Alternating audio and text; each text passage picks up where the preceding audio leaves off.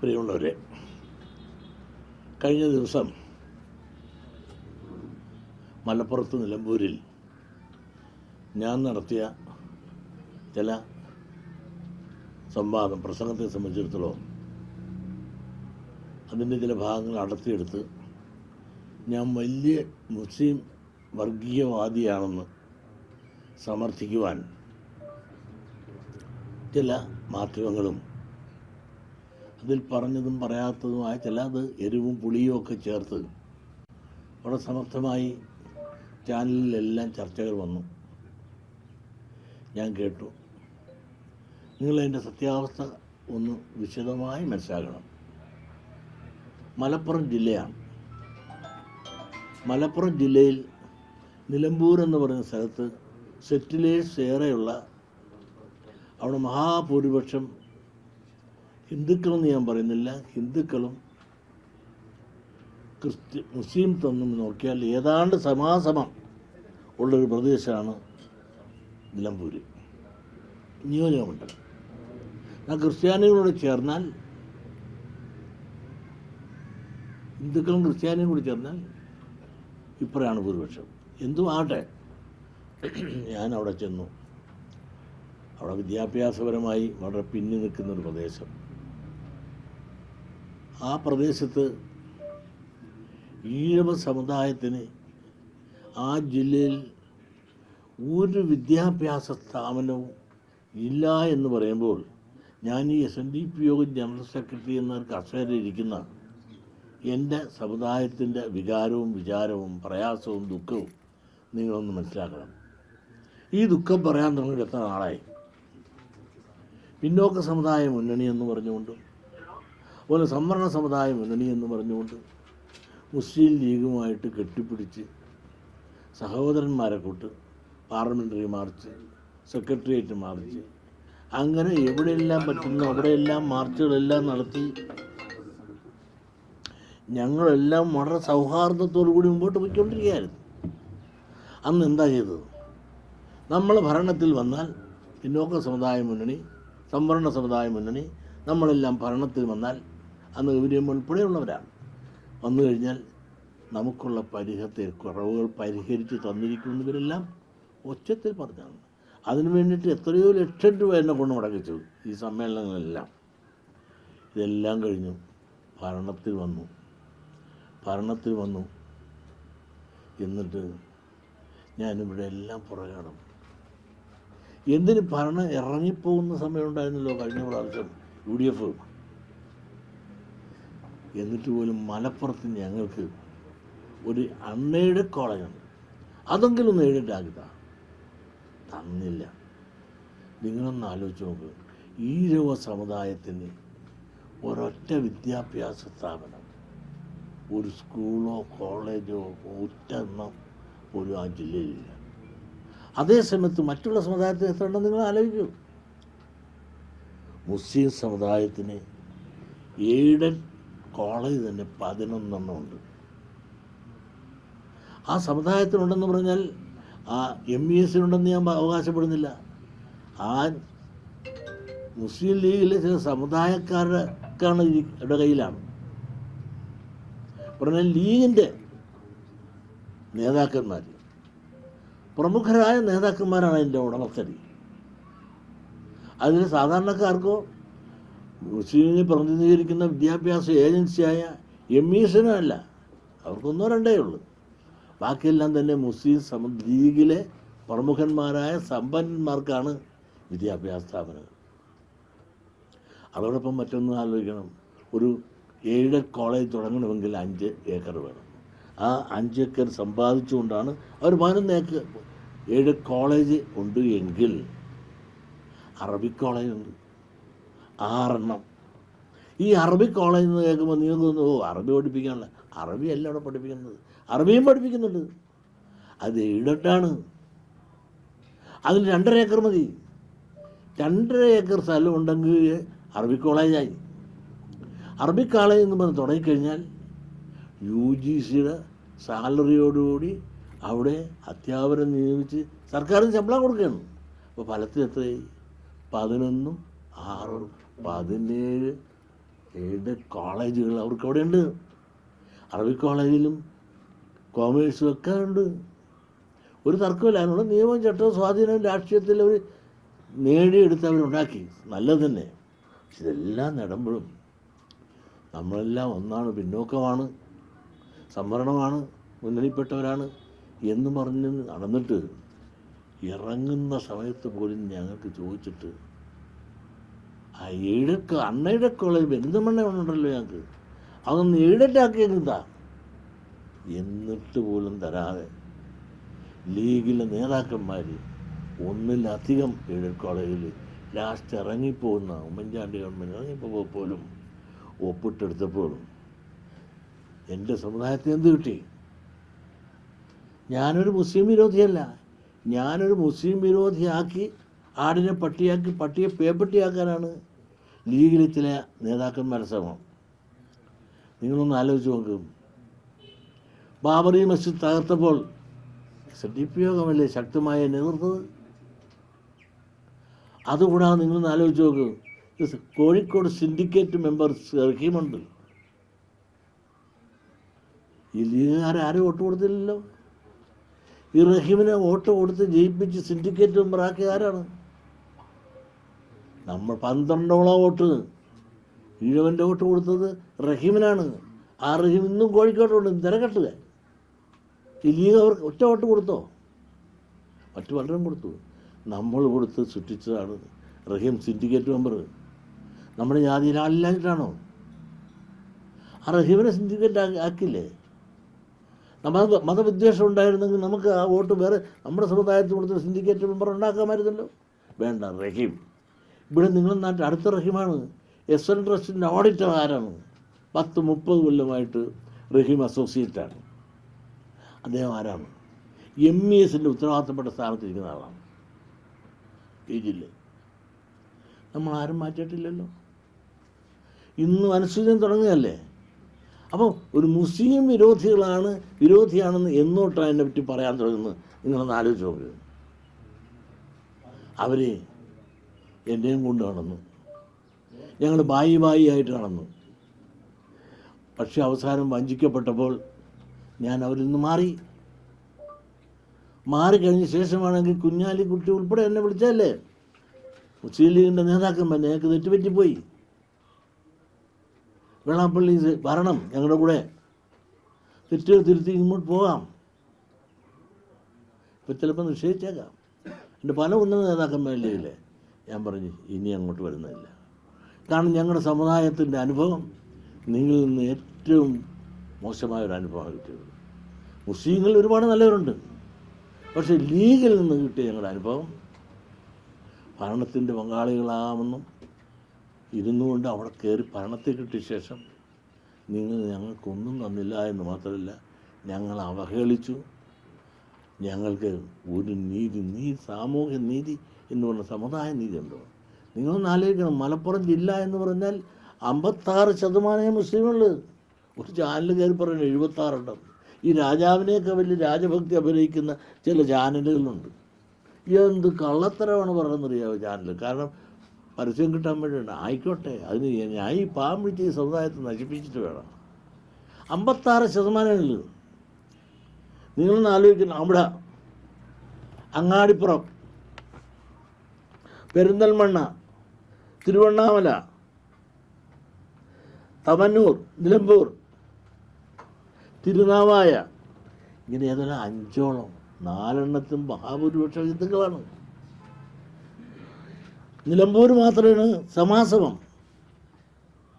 ഇതാണ് മലപ്പുറം. മലപ്പുറം എന്ന് പറഞ്ഞാൽ മുസ്ലിങ്ങളൊരു രാജ്യമെന്ന് പറയാൻ സാധിക്കില്ല. അത് മുസ്ലിങ്ങളുടെ ആധിപത്യമാണെന്ന് പറഞ്ഞിങ്ങനെ പരത്തുകയല്ലേ ഓരോരുത്തരും. ചാനലും അങ്ങനെ പറയല്ലേ 76% ഉണ്ടെന്ന്. പച്ചക്കള്ളല്ലേ പറയുന്നത്. 56% മുസ്ലിങ്ങൾ പോലും അവകാശപ്പെടുന്നില്ല 56% ഉണ്ടെന്ന്. ഇപ്പോൾ ഇവിടെ എങ്ങും നിങ്ങളൊന്ന് ആലോചിക്കണം. സാമൂഹ്യ നീതി എന്ന് പറഞ്ഞ് വാഹനമെടുത്ത 4 വട്ടം മതേതരത്വം പ്രത്യേകിക്കുന്ന ലീഗുകാർ ഈഴവ സമുദായവും പിന്നോക്ക സമുദായത്തെയും കൊണ്ടു നടന്നിട്ട് എത്രയോ കൊല്ലം കൊണ്ടു നടന്ന് ഞങ്ങൾ എത്രയോ ലക്ഷം രൂപ പാർലമെൻറ്റ് മാർച്ച് വരെ ഉൾപ്പെടെയുള്ളത് ചെയ്ത്, എന്നിട്ട് അവസാനം വഞ്ചിക്കപ്പെട്ടില്ലേ? വേണ്ട, നിങ്ങളവിടെ മനസ്സിലാക്കുക. അവർ വിളിച്ചപ്പോൾ പോകാതെ എന്നപ്പോൾ തൊട്ടല്ലേ എന്നെ എതിർക്കാൻ തുടങ്ങിയത്. ഇവരല്ലേ യഥാർത്ഥ വർഗീയവാദി, ഇവരല്ലേ. ഇവർ മതേതരത്വം പറയുന്നെങ്കിലും ഇവിടെ മതത്തിന് അധിഷ്ഠമല്ലേ. ഇവർക്കെതിരായി പറയുന്ന മുസ്ലിംകാരെ പോലും ഇവർ വെച്ചേക്കുമോ? അവരെ എല്ലാം തകർത്തുകയും കൊല്ലുകയും ചെയ്ത ചരിത്രങ്ങളില്ലേ ഇവരുടെ കയ്യിൽ? നിങ്ങൾ ഒന്ന് ആലോചിച്ച് നോക്കും. ശ്രീനാരായണ യൂണിവേഴ്സിറ്റി, ആ യൂണിവേഴ്സിറ്റി സ്ഥാപിച്ചപ്പോൾ ഗുരുദേവന് പടം പോലും കാണാത്ത ഒരാളെ മലപ്പുറത്ത് നിന്ന് വിദേശത്ത് നിന്ന് ഇറക്കുമതി ചെയ്തപ്പോൾ അത് ശരിയായില്ല. അത് ഇടതുപക്ഷമാണ് കൊണ്ടുവന്നത്. കൊല്ലം SNDP യോഗത്തിൻ്റെ ആസ്ഥാനം, SN ട്രസ്റ്റിൻ്റെ ആസ്ഥാനം, ഏറെ ഉള്ള ആ പ്രദേശത്ത് ശരിയായില്ല എന്ന് പറയുമ്പോൾ എന്നെ ആദ്യ നിർത്ത ആരാണ്? കുഞ്ഞാലിക്കുട്ടിയാണ്. LDFൻ്റെ അല്ല UDFൻ്റെ കുഞ്ഞാലിക്കുട്ടി. ചന്ദ്രി എഡിറ്റോറിയൽ വരെ എഴുതില്ലേ? അപ്പോൾ അവരുടെ പ്രശ്നം വരുമ്പോൾ അവരെല്ലാം തന്നെ ഒന്നായി എന്നെ എതിർക്കുകയാണ്. അപ്പോൾ മതേതരവാദികളാണ് അവർ. ഈ മതേതരവാദികളെന്ന് പറയുന്നത് അവരുടെ കാര്യങ്ങൾ വരുമ്പോൾ മതമായി ഒന്നിച്ചുകൂടുകയാണ് അവർ. എന്നിട്ട് എന്നെ ശക്തമായിട്ട് എതിർത്തുകൊണ്ട് ഞാൻ വർഗീയത പുലർത്തുന്നു. ഈ വർഗീയത ഇവിടെ പുലർത്തുന്നു പറഞ്ഞിരിപ്പിക്കുന്നത് ആരാ? നിങ്ങൾ നാലോചിച്ച് നോക്കും. അങ്ങനെ ഇത്ര മതേതരത്വം പറയുന്നവരാണെന്നുണ്ടെങ്കിൽ മലപ്പുറത്ത് ഇത്ര ആളുകൾ 56% ബാക്കിയുള്ളവർ ഹിന്ദുക്കൾക്ക് അവിടെ ഇല്ലേ? എത്ര പഞ്ചായത്ത് മെമ്പറുണ്ട് ഹിന്ദുക്കൾ? എത്ര ഈഴവരുണ്ട് അവിടെ? ഒരു പഞ്ചായത്ത്, ത്രിതല പഞ്ചായത്തിൽ എൻ്റെ ഇത്രയും 56% ഇല്ലേ ഉള്ളൂ. ബാക്കി 54%, 44% ഹിന്ദുക്കളുണ്ടല്ല. ഒരു ഹിന്ദുവിനെങ്കിലും ഇവർ ഈ മതേതരം പറയുന്ന ഈ ലീഗുകാരെ ഒരു സ്ഥാനാർത്ഥിയായിട്ട് ഒരു ഹിന്ദുവിനെ നാളെ വരെ നിർത്തിയിട്ടുണ്ടോ? ഇത് കബളിപ്പിക്കലല്ലേ? പിന്നെ നിങ്ങൾ നടത്താമെന്ന് ആലോചിച്ച് നോക്കും. ഇവിടെ ഞാൻ ആരുടെ പേരും പറഞ്ഞില്ല. ഇവിടെ നോമിനേറ്റ് ചെയ്തപ്പോൾ ഇവിടെ 9 പേര് നോമിനേറ്റ് ചെയ്തു പാർലമെൻറ്റിലേക്ക്. നോമിനേറ്റ് ചെയ്തപ്പോൾ അതിൽ 7 പേര് ന്യൂനപക്ഷമാണ് എന്ന് പറഞ്ഞപ്പോൾ ആദ്യം കുടുവാളുമായിട്ട് ഇറങ്ങിയാരാണ്? ലീഗുകാരാണെന്ന് ഞാൻ പറഞ്ഞില്ല. ന്യൂനപക്ഷങ്ങൾക്ക് 7 കൊടുത്തു എന്ന് പറഞ്ഞപ്പോൾ മുസ്ലിം ലീഗിലെ എല്ലാ വിഭാഗങ്ങളും റാവുത്തർ വരെ സംഘടന വരെ ഇറങ്ങിയിരിക്കുകയാണ്. നവോത്ഥാന സംരക്ഷണം, മൂല്യ സംരക്ഷണം ഞാൻ രാജിവെക്കണം. ഇതാരും അല്ലല്ല എന്നെ കൊണ്ട് അവിടെ ഇരുത്തിയത്. പിണറായി വിജയൻ പറഞ്ഞിട്ടായിരിക്കുന്നത് ഞാൻ. അദ്ദേഹം പറഞ്ഞാൽ പിറ്റേ ദിവസം ഞാൻ പോകും. അവരെല്ലാം ഞാൻ രാജിവെക്കുന്നു, ഞാൻ രാജിവെക്കണമെന്ന് പറയാൻ ഇവരെല്ലാം എന്നെ അവിടെ കൊണ്ടിരുത്തിയത്. അപ്പോൾ അതിനെല്ലാം അവർ ഒന്നായി നിന്നു. കാരണം 5 MLA MP ആരാണ്? ഒറ്റ സമുദായം, 2 ക്രിസ്ത്യാനി, 5 മുസ്ലിം. അവിടെ പോലും മതേതരം പറയുന്നവർക്ക് ഒരു ഹിന്ദുവായ അല്ലെങ്കിൽ ഈ പിന്നോക്കക്കാരനെ ഒരാളെ പോലും പറയാൻ ഇവർക്ക് ആർക്കും ഈ ന്യൂനപക്ഷങ്ങൾക്ക് സാധിച്ചില്ലല്ലോ. അതാണ് രണ്ടാമത്തെ ഒരാക്രമണം. മൂന്നാമത്തതാണ് ഈ ഒന്നല്ല, ഇപ്പം എൻ്റെ നേരെ ആക്രമിക്കുന്നത് മൂന്നാമത്തതാണ്. ഈ ആക്രമണങ്ങൾക്കെല്ലാം കാരണം എന്താണ്? ഞാനവർ പറഞ്ഞു കേട്ടില്ല. അവരുടെ കൂടെ ഞാൻ നിൽക്കണമെന്നുണ്ടെങ്കിൽ ഞാൻ നല്ല പുണ്യവാളനാണ്, മതേതരവാദിയാണ്, മുസ്ലിം ബന്ധുവാണ് എന്നെല്ലാം പറഞ്ഞ് എന്നെ കൊണ്ടു നടന്നതല്ലേ അങ്ങനെ ഒരുപാട് നാൾ. ഈ മൂന്നാമത്തെ പ്രാവശ്യം ഞാൻ എന്ത് പറഞ്ഞിട്ടാണ് എന്നെ എതിർക്കുന്നത്? ഞാൻ മുസ്ലിം വിരോധിയാണെന്ന് പറഞ്ഞു. ഞാൻ എന്താ വിരോധം പറഞ്ഞത്? ഒരു സാമൂഹ്യ നീതി മലപ്പുറത്ത് ഇല്ല എന്ന് പറഞ്ഞു. സത്യമല്ലേ? രാഷ്ട്രീയ നീതിയില്ല, വിദ്യാഭ്യാസ നീതിയില്ല, സാമ്പത്തിക നീതിയില്ല. ഇതില്ല എന്ന് പറഞ്ഞാൽ ഉണ്ടെന്നവർ പറയട്ടെ. എന്നിട്ട് ഓരോ ചാനലുകാരും അവരെല്ലാം ഞാൻ ഒരിക്കലും പ്രതീക്ഷിക്കാത്തൊരു ചാനലിൽ നിന്ന് ഞാൻ രാവിലെ കണ്ടതാണ്. അവർക്കിഷ്ടപ്പെട്ട എന്നെ എതിർക്കുന്ന സമുദായത്തിൽപ്പെട്ട ആളെ മാത്രം കണ്ടുകൊണ്ട് അവർക്ക് ഇൻ്റർവ്യൂ ചെയ്ത് എന്നെ ചീത്ത പറയിപ്പിക്കുന്നു. എന്നാ ബാലൻസ് ചെയ്തെങ്കിലും പറയിപ്പിക്കണ്ടേ? മുസ്ലിനോട് തന്നെ ചോദിച്ചു, എന്നോട് വിരോധമുള്ള അവരോട് തന്നെ ചോദിച്ച് എൻ്റെ പേര് എൻ്റെ കേസെടുക്കാൻ ഞാൻ എന്നെ ഉണ്ടാക്കിയിട്ടാണ്. ഞാനൊരു സമുദായത്തിന് എതിർത്തില്ല, മുസ്ലിമിനെ ഞാൻ എതിർത്തില്ല, അവരോടൊരു വിദ്വേഷം പറഞ്ഞില്ല. ഒരു വിദ്വേഷം ഒരു സമുദായത്തോടും പറയാതെ മലപ്പുറം എന്ന് പറഞ്ഞ ഒരു പ്രത്യേക സമുദായത്തിന് സംസ്ഥാനമാക്കി വെച്ചുകൊണ്ടിരിക്കുക എന്ന് പറയാൻ നിങ്ങൾ അന്ന് ആലോചിച്ചു. അവിടെ നമ്മുടെ ആളുകൾക്ക് ഒരു ശ്മശാനമേ വെട്ടിച്ചൂടാൻ പോലുള്ള അവസ്ഥയില്ല. നിങ്ങൾക്കറിയാമോ? അടിമകളാണ് അവിടെ നമ്മൾ. എന്തുകൊണ്ട് നമുക്ക് ഉടമകളാകാൻ സാധിക്കുന്നില്ല? കാരണം നമ്മുടെ തന്നെ കുറവാണെന്ന് ഞാനവിടെ പറഞ്ഞു. മറ്റുള്ളവർ ഒന്നായിരിക്കുന്നു. അവരൊന്നായി നിന്ന് നന്നായി, നമുക്കെന്തുകൊണ്ട് ഒന്നായിക്കൂടാ എന്ന് പറഞ്ഞാൽ വർഗീയതയാണത്.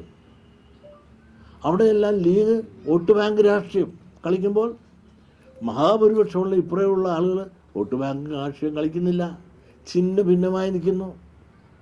ഛിന്ന ഭിന്നമാക്കുവാൻ നമ്മളെല്ലേ സാധിക്കൂ, വേറെ എവിടെയും സാധിക്കുമോ? ഇതെല്ലാം ഞാൻ തുറന്നു പറയുമ്പോൾ ഞാൻ വർഗീയവാദിയാണോ? ഞാൻ സാമൂഹ്യ നീതിക്ക് വേണ്ടി പറയുന്ന വാക്കുകളല്ലാതെ ഞാൻ ഒരു മുസ്ലിം വിരോധിയിൽ എന്നെ മുസ്ലിം വിരോധിയാക്കി ആണിയടിക്കുക. എന്തിന്? എൻ്റെ കോലം കത്തിച്ചു. അവർ വിചാരിച്ച എന്നെ പോലും കത്തിക്കാൻ സാധിക്കും, കത്തിച്ചോട്ടെ, ഞാൻ തയ്യാർ. എൻ്റെ കോലം എന്തിനു കത്തിക്കുന്നു? എന്നെ കത്തിയത്. അതുകൊണ്ട് അവർക്ക് ആത്മസംതൃപ്തി അടയാൻ സാധിക്കുമെങ്കിൽ അതാകട്ടെ, അതിന് ഞാൻ തയ്യാറാണ്. 88 വയസ്സായില്ല ഞാൻ. ഇനി എത്ര കാലം ഞാൻ ജീവിക്കുമെന്ന് ആരും ഉറപ്പ് ആർക്കും കൊടുത്തിട്ടില്ല. എപ്പോഴും ഏതിനും ഞാൻ തയ്യാറാണ്. പറഞ്ഞ വാക്കിൽ നിന്ന് ഒരു വാക്ക് പോലും പിൻവലിക്കാൻ തയ്യാറല്ല, ആരുമായിട്ടും പ്രകോപിപ്പിക്കാനല്ല. മതസൗഹാർദ്ദമാണ് നമ്മുടെ ലക്ഷ്യം. മതവിദ്വേഷം ഒരിക്കലും ഞങ്ങളുടെ മുദ്രാവാക്യമല്ല, SNDP യോഗത്തിൻ്റെ മുദ്രാവാക്യമല്ല. ജാതിഭേദം മതദ്വേഷഭേദമില്ലാതെ സർവരും സോദരത്തിന്, ആ സോദര ചിന്തയിൽ നിന്നുകൊണ്ട് എന്നും SNDP യോഗം പ്രവർത്തിച്ചിട്ടുള്ളത്. പക്ഷെ ആ സോദര ചിന്തയെ ചൂഷണം ചെയ്തുകൊണ്ട് നമ്മളെല്ലാം സോദര എന്ന് വിളിക്കുമ്പോൾ തിരിച്ച് സോദര എന്ന് വിളിക്കുവാനുള്ള ഒരു ശബ്ദം പോലും കേൾക്കാതെ നമുക്ക് ഇഷ്ടപ്പെട്ട അവകാശങ്ങൾ കൂടി കവർന്നെടുത്തുകൊണ്ട് നമ്മളെല്ലാം നിരാശരായി അധികാരങ്ങളിൽ നിന്നെല്ലാം ആട്ടി ഓടിക്കപ്പെടുന്ന ഒരു അവസ്ഥാവിശേഷം മലപ്പുറത്തുണ്ടായാൽ അത് ഞാൻ തുറന്നു പറഞ്ഞ ജാതിയല്ല, നീതിക്ക് വേണ്ടിയിട്ടുള്ളൊരു യാചനയാണ്, ഒരപേക്ഷയാണ്. ഇത് നിങ്ങൾ കാണണം. അത് നീതി നിഷേധിക്കപ്പെട്ട അവിടുത്തെ സംഘടിത മതശക്തികളായ ലീഗുകാർ, അവരിൽ തന്നെ എത്രയോ നല്ല മുസ്ലിംസ് ഉണ്ട്. എൻ്റെ പ്രസ്താവന കേട്ട ശേഷം മുസ്ലിങ്ങളിലായ ചില ആളുകൾ എന്നെ വിളിച്ച്, ചേട്ടനെ ഞങ്ങൾക്കറിയാം, ചേട്ടൻ പറഞ്ഞത് വളരെ ശരിയാണ്, പക്ഷെ അത് ശരിയാണെന്ന് ഇവിടെ നിന്ന് ഞാൻ പറഞ്ഞാൽ എൻ്റെ തല പോകും, എനിക്ക് പറയാനൊക്കത്തില്ല. എത്രയോ നല്ല ആളുകളതിനകത്തുണ്ട് ലീഗിന്, മുസ്ലിങ്ങളിൽ. പക്ഷേ ലീഗിൽ നിന്നൊരു നീതി കിട്ടുന്നുണ്ടോ നമുക്ക്? അവരധികാരത്തിൽ കയറിയിട്ട് നമുക്ക് എന്ത് തന്നു? ഒന്നിച്ചു പോയതല്ലേ. ഇതെല്ലാം തുറന്നു പറയുമ്പോൾ അധികാരം നഷ്ടപ്പെട്ടവർ അടുത്ത തെരഞ്ഞെടുപ്പ് ലക്ഷ്യം കണ്ടുകൊണ്ട് സമുദായത്തെ കടന്നാക്രമിക്കാൻ ശ്രമിക്കുമ്പോൾ അത് തിരിച്ചറിയാൻ നമുക്ക് സാധിക്കണം. മലപ്പുറം ആരുടെയും സാമ്രാജ്യമല്ല, എല്ലാവരുടെയും കൂടെ സാമ്രാജ്യമാണ്. 56% അവരുണ്ട് എന്നുള്ളതിൽ അവർ ഒന്നിച്ച് നിൽക്കുന്നു എന്നുള്ളതിൻ്റെ പേരിൽ അവിടെ വരുന്ന മറ്റ് 44% അടിച്ചമർത്തിക്കൊണ്ട് എല്ലാം 56% മേധാവിത്വം സൃഷ്ടിച്ചു കൊണ്ടുപോകുന്നത് എപ്പോഴും നല്ലതല്ല. അപ്പോഴാണ് ജാതി ചിന്ത ഉണ്ടാകുന്നത്. ജാതി ചിന്ത ഉണ്ടാകുന്നത് എന്താണ്? നീതി നിഷേധിക്കപ്പെടുമ്പോഴാണ് ജാതി ചിന്ത ഉണ്ടാകുന്നത്. ഈ ജാതി ചിന്ത ഉണ്ടാകാതിരിക്കണമെങ്കിൽ എല്ലാവർക്കും തുല്യ നീതി ജനസംഖ്യ ആനുപാതികമായി മലപ്പുറത്തായാലും ആലപ്പുഴ ആയാലും കൊടുക്കണം. ഇവിടെ തന്നെ കണ്ടില്ലേ, ഒരു MLA മുസ്ലിമല്ലേ? ആലപ്പുഴ മഹാഭൂരിപക്ഷം ഈഴവർക്കുള്ള ഇവിടെ ഒരു MP മുസ്ലിം ആയിരുന്നില്ലേ? നമുക്ക് ആർക്കെങ്കിലും അതിന് എതിർപ്പ് വന്നിട്ടുണ്ടോ? നമ്മൾ അതിന് എതിർത്തുവെല്ലാം പറഞ്ഞിട്ടുണ്ടോ? എന്തുകൊണ്ട് ഈ സംസ്കാരം മലപ്പുറത്ത് മുസ്ലിംസ്ക്ക് സ്വീകരിച്ചൂടാ? ഈ പറഞ്ഞ SNDPക്കാർക്ക് എന്തുമാത്രം SNDPക്കാരവിടെ ഉണ്ട്, ഈഴവരവിടെ ഉണ്ട്. ഒരു പഞ്ചായത്ത് മെമ്പർ 10 കൊടുത്തുകൂടെ? അതുപോലെ മഹാഭൂരിപക്ഷമുള്ള 5 നിയോജകമണ്ഡലം ഹിന്ദു ഭൂരിപക്ഷമുള്ളതുണ്ട്. അവിടെ ഏതെങ്കിലും ഒരു പാട്ടിലെങ്കിലും ലീഗ് സ്വന്തം സ്ഥാനാർത്ഥിയായിട്ട് ഒരു ഹിന്ദുവിനെ നിർത്തിക്കൂടെ? ഇതൊക്കെ പറയുമ്പോൾ മതവിദ്വേഷത്തിന്, മതസൗഹാർദ്ദത്തിന് വേണ്ടിയിട്ടാണ്. എന്നും നീതി നിഷേധിക്കപ്പെടുമ്പോഴാണ്, അല്ലെങ്കിൽ ജാതിയുടെ പേരിൽ നീതി നിഷേധിക്കപ്പെടുമ്പോൾ ജാതി ചിന്ത ഉണ്ടാകും. ആ ജാതി ചിന്ത ഉണ്ടാകാതിരിക്കണമെങ്കിൽ ഈ രാജ്യത്ത് നമ്മളെല്ലാം എല്ലാവർക്കും തുല്യനീതി, മതേതരത്വം വാക്കിലിങ്ങനെ വാതോരാതെ പ്രസംഗിച്ചുകൊണ്ട് കാര്യമില്ല. ലീഗ് എന്ന് പറയുന്ന ഒരു മതപാർട്ടിയാണ് എന്ന കാര്യം യാതൊരു സംശയമില്ല. പിന്നെ അവരെ സംബന്ധിച്ചിടത്തോളം എല്ലാ പാർട്ടിക്കാരെയും കൂടി ഇന്നലെ വരെ മതപാർട്ടി എന്ന് പറഞ്ഞതുവരെ പാർട്ടിയെ കൂടി ഇന്ന് ഒരു മതേതര പാർട്ടിയാണെന്ന് എന്ന് കൊണ്ട് വിളിപ്പിക്കാൻ അവർക്ക് സാധിച്ചു എന്നുള്ളത് അവരുടെ ശക്തിയാണ്. ഇന്നലെ എത്രയോ പറഞ്ഞ ആളുകളുണ്ട് ഇതൊരു മതപാർട്ടിയാണ്. മുസ്ലിം ലീഗ് എന്ന് പറഞ്ഞതിൻ്റെ അർത്ഥം എന്താ? മുസ്ലിം കൂട്ടായ്മ എന്നാണ്.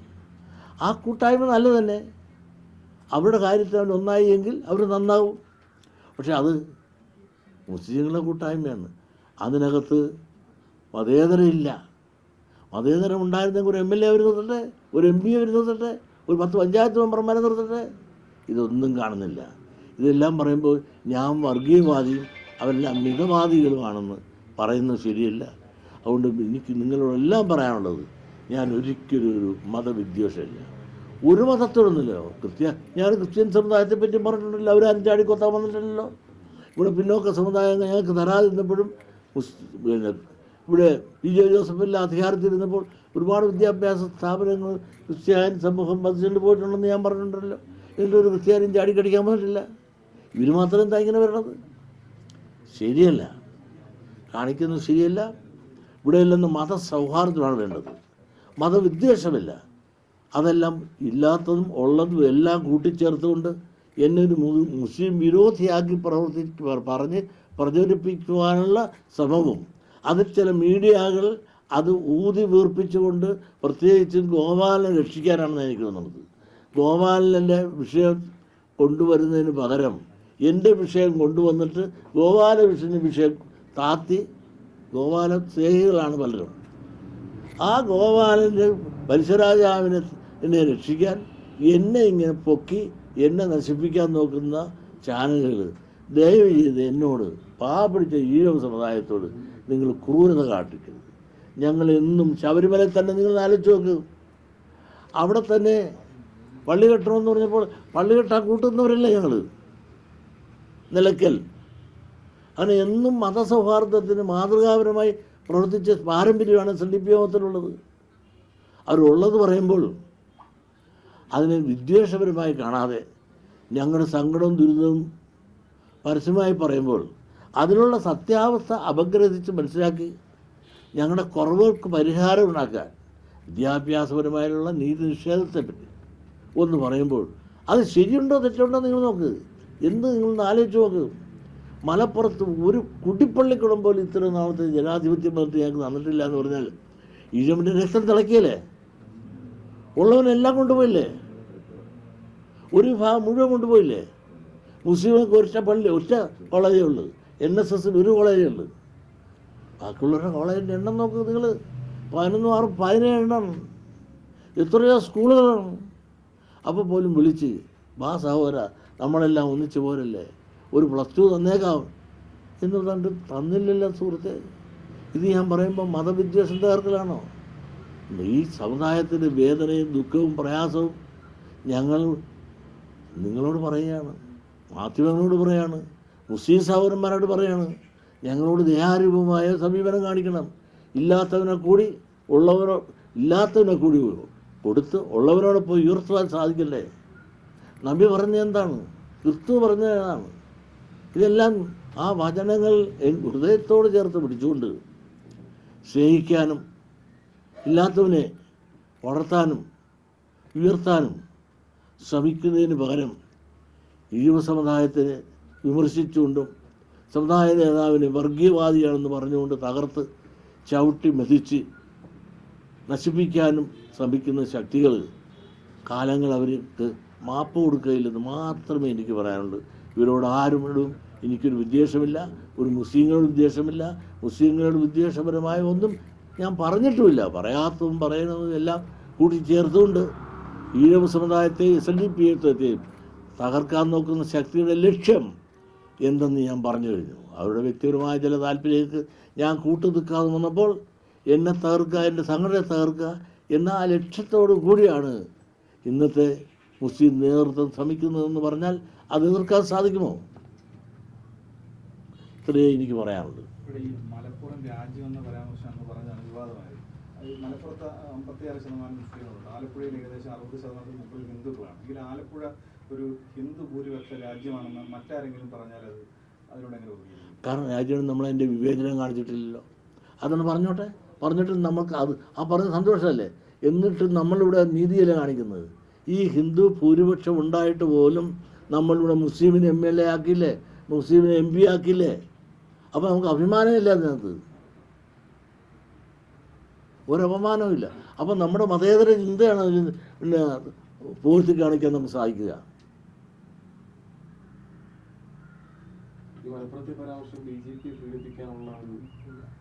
BJP എന്ത് പ്രകടിപ്പിക്കാനാണ്? ഞാൻ ഈ അഭിപ്രായങ്ങൾ പണ്ടേ പറഞ്ഞിട്ടുള്ളതാണപ്പാ. ഇപ്പോൾ പുത്തനായിട്ട് പറഞ്ഞ കാര്യങ്ങളൊന്നും അല്ല ഇത്. ഇപ്പോൾ പുത്തനായിട്ട് പറഞ്ഞാണ് തിരക്കേണ്ടില്ല. ഇപ്പോൾ മലപ്പുറത്ത് വെച്ച് പറഞ്ഞു പോയി എന്നുള്ളത് കൊണ്ടാണിത് വലിയ വിഷയമായത്. ഇത് പണ്ടും പറഞ്ഞിട്ടുണ്ട്. ഞാനിവിടെ അച്യുതാനന്ദൻ പറഞ്ഞിട്ടില്ലേ? VS അച്യുതാനന്ദൻ പറഞ്ഞിട്ട് എന്തെങ്കിലും ഉണ്ടാത്തത്? പണ്ട് VS അച്യുതാനന്ദൻ ഇത് തന്നെയല്ലേ പറഞ്ഞു? ഞാൻ പറഞ്ഞത് തന്നെ, അത് തന്നെ ഞാനും പറഞ്ഞത്. നന്ദി, നമസ്കാരം. അടുത്ത ഈ 30ാം വാർഷിക ദിനത്തിലെ മുഖ്യമന്ത്രി ഇവിടെ എത്തുന്നുണ്ടല്ലോ. അപ്പോൾ ഈ പാർട്ടി സൈബർ ഇടങ്ങളിലൊക്കെ വെള്ളാപ്പള്ളി നടേശന്റെ പരിപാടിക്ക് പോകരുതെന്ന വലിയ രീതിയിലുള്ള സൈബർ ആക്രമണങ്ങൾ കൂടി ചില പാർട്ടി സൈബർ ഇടങ്ങളിൽ ഉണ്ടാകുന്നു. എനിക്കറിയാമോ ഏത് പാർട്ടി? CPM തന്നെ എനിക്കറിയാമോ? വിദ്വേഷ പരാമർശമാണ് നടത്തിയെന്ന രീതിയിൽ എനിക്കറിയാൻ പാടില്ലാത്തൊരു കാര്യം നിങ്ങൾ പറഞ്ഞത് ഇല്ല. നിങ്ങൾ ഏത് ചാനലാണ്? അപ്പം നിങ്ങളത് പറയും. നിങ്ങൾ പറയണമല്ല. അതെ, കാരണം ഓരോ ചാനലും ഓരോ അജണ്ടയല്ല. അപ്പോൾ ഓരോ ചാനലും ഓരോരുത്തരുടെ അജണ്ട നടപ്പിലാക്കാനായിട്ട് ഓരോരുത്തർ ഇങ്ങനെ പറയും. അത് നിങ്ങൾ ഓരോരുത്തർ അജണ്ട നടപ്പിലാക്കിക്കോളും. പക്ഷെ ഞാൻ എൻ്റെ ദൗത്യമായിട്ട് ഞാൻ പോകും. 24-ന് അജണ്ട കാണും, വേറൊരു മാധ്യമത്തിൻ്റെ അജണ്ട കാണും, റിപ്പോർട്ടർക്ക് വേറൊരു ചാനൽ കാണും, അതുപോലെ തന്നെ മനോരമയ്ക്ക് വേറൊരെണ്ണം കാണും. അത് അവരുടെ അജണ്ട. പക്ഷെ ഞാൻ എൻ്റെ അജണ്ട സത്യസന്ധമായി ഇപ്പോൾ പറഞ്ഞു. പിന്നെ എൻ്റെ ഒരു പോകരുതെന്ന് ആരുടെയൊക്കെ പറഞ്ഞു. ഇതൊക്കെ ആര് പറഞ്ഞാലും ആരും പറയുകയില്ല. കമ്മ്യൂണിസ്റ്റ് പാർട്ടി അതിൻ്റെ ഉത്തരവാദിത്തങ്ങൾ മുഴുവൻ ഏറ്റെടുത്തുകൊണ്ട് അവൻ്റെ കീഴ്ഘടകങ്ങൾക്ക് വരെ വരാൻ നിർദ്ദേശം കൊടുത്ത് അഹമികയായി പ്രവർത്തനം നടത്തുമ്പോൾ നിങ്ങൾ ഇതിനകത്ത് കല്ലിടാൻ നോക്കേണ്ട സുഹൃത്തെ. കല്ലിടാൻ എത്ര 24 നോക്കിയാലും ആ കല്ല് നിങ്ങളുടെ മുതലാളിക്ക് കിട്ടിയില്ല. ദൈവം ഇവിടെ പൊട്ടിയ ചട്ടി ചോദിച്ചാൽ ചെട്ടിയ ദൈവം ചതിക്കുമ്പോഴാണ്. അത്രേ പറയുന്നുള്ളൂ.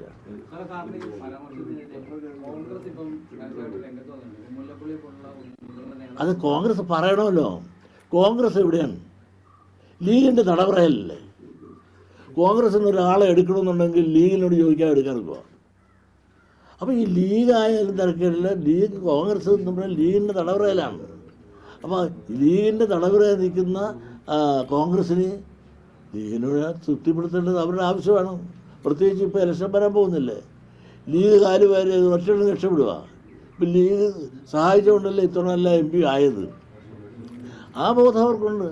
കാരണം ലീഗ് വോട്ട് ബാങ്കാണ്. അപ്പോൾ കോൺഗ്രസ് അവരോട് ഒത്തു നിൽക്കുക സ്വാഭാവികമാണ്. സുധാകരനും അത് പറഞ്ഞായിട്ട് ഞാൻ പറഞ്ഞത്. പക്ഷേ സുധാകരൻ മന്ത്രിയായിരുന്ന സമയത്ത് എന്നോട് പറഞ്ഞ് ഞാനിപ്പോൾ പറയുന്നില്ല. സുധാകരൻ മന്ത്രിയായിട്ട് ഇരുന്നല്ലോ ഇവിടെ.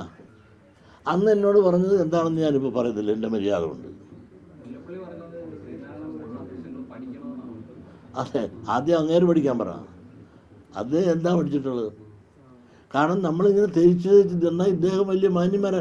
എന്തുകൊണ്ട് നമുക്ക് മലപ്പുറം ജില്ലയിൽ സമുദായത്തിൽ പഠിക്കാനും പഠിപ്പിക്കാനും ഒരു സ്ഥാപനം ചോദിച്ചിട്ട് തരാത്തത് എന്താണ്? കോൺഗ്രസ് ഭരിച്ചപ്പോൾ തന്നോ? ഇറങ്ങാൻ നേരത്തും അവർ ആർക്കാ കൊടുത്തത്? ചോദിക്കാഞ്ഞിട്ടാണോ? അപ്പോൾ ഇതൊക്കെ ഓരോരുത്തർക്കും ഇന്നിപ്പോൾ ലീഗിനെ സൂചിപ്പിച്ച് നിർത്തേണ്ടതും പറയേണ്ടതും കോൺഗ്രസിൻ്റെ ആവശ്യമാണ്. ഇപ്പം തന്നെ ഈടം വരെ ആരെയും എവിടേക്കാണ് വോട്ട് ചെയ്തത്? കൊണ്ടുപോയി ബില്ലിനെതിരായിട്ടല്ലേ വോട്ട് ചെയ്തത്. ഈടം പോയി നേരത്തെ പോയി ഇവിടെ നിന്ന് കത്തോലിക്ക സൂചിപ്പിക്കാൻ അവിടെ പോയി മുനമ്പത്ത് പോയിരുന്ന ആളല്ലേ. അപ്പം ലീഗിൻ്റെ സ്വന്തം അഭിപ്രായം ബിഷപ്പ് പറഞ്ഞിട്ട് പോലും എതിരായിട്ട് പോയി വോട്ട് ചെയ്തില്ലേ? മാണി ഇവിടെ നിന്ന് മാണി രണ്ടിടത്തു നിന്നില്ലേ പുള്ളി? ഏത് മാണി?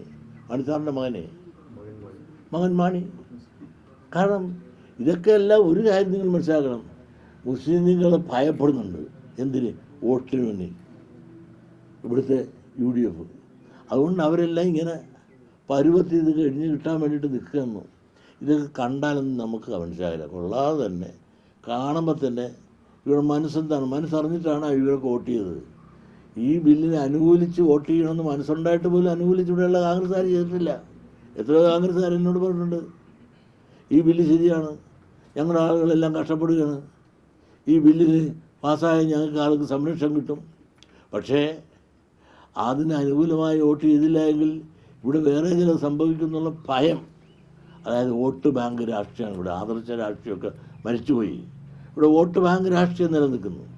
ആ വോട്ട് ബാങ്ക് രാഷ്ട്രീയത്തിന് മുമ്പിൽ ആദർശ രാഷ്ട്രീയങ്ങളെല്ലാം മരിച്ച് മണ്ണടിഞ്ഞ് അവസരവാദ രാഷ്ട്രീയമാണ് ഇവിടെ നിലനിൽക്കുന്നത്.